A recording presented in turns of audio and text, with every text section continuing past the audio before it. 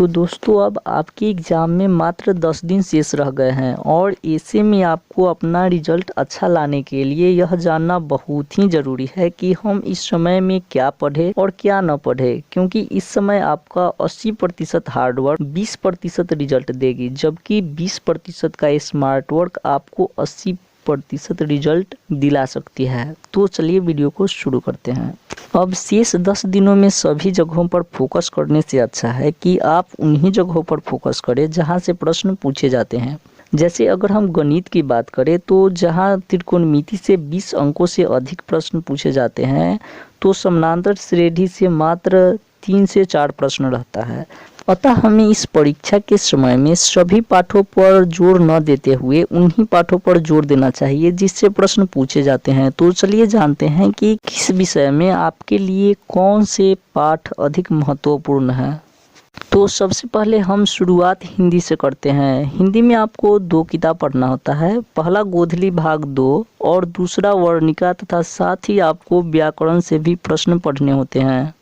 तो सबसे पहले गोधुली से महत्वपूर्ण पाठों को देखते हैं। तो नंबर 1 पर है 20 के दांत, नंबर 2 मछली, नंबर 3 बहादुर। इन तीनों कहानी से हर साल ढेर सारे प्रश्न पूछे जाते हैं, अतः इन तीनों कहानियों को आप अच्छे से पढ़कर याद कर ले। साथ ही आपको श्रम विभाजन और जाति प्रथा, भारत से हम क्या सीखे तथा नाखून क्यों बढ़ते हैं से भी प्रायः प्रश्न देखने को मिलते हैं।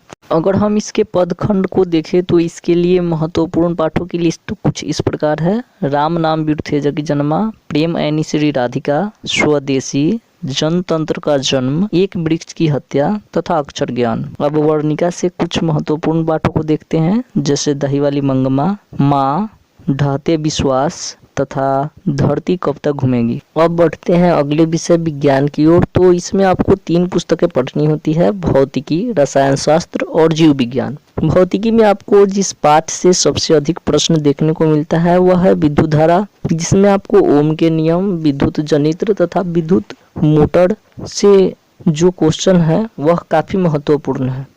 अब रसायन शास्त्र की बात करें तो इसमें जितने भी लवणों के नाम तथा इसके उपयोग हैं वे परीक्षा में हमेशा पूछे जाते हैं, जैसे सोडियम बाइकार्बोनेट, धोने का सोडा, प्लास्टर ऑफ पेरिस, विरंजक चूर्ण आदि। तथा साथ ही कार्बन तथा उसके यौगिक पाठ से संतृप्त हाइड्रोकार्बन जैसे एल्केन, एल्कीन, एल्काइन आदि यौगिकों के बारे में भी हर साल पूछा जाता है।